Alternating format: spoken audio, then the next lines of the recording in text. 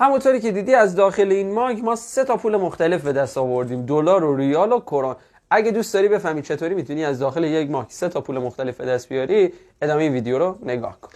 خب دوستان، خواستم بهتون بگم که آقا رمز ارز لینک اومده یک ایدراپ برگزار کرده که 150 میلیون توکنش رو قرار اختصاص بده به این ایدراپ. تا الان هم حدود 60 میلیون توکنش رو به کسایی که داخل ایدراپ شرکت کرده داده. در نظر داشته باشین که قرار به هر کسی حدوداً بین 50 تا 100 تا ارز لینک پرداخت کنه که ارز لینک الان حدوداً قیمتش $20 که اگه 100 تا بهتون بده میشه حدود $2000. 100 تا $20 میشه $2000 که در بازار امروزی حدوداً 120 میلیون تومان ارزش داره. اگه دوست داری بفهمی چطوری میتونی داخل این ایدراپ شرکت کنی، همین الان کپشن رو بخون و فقط اینو در نظر داشته باش که باید از طریق سیستم PC فقط این کار رو انجام بدی و از طریق گوشی نمیشه. با امید دیدم.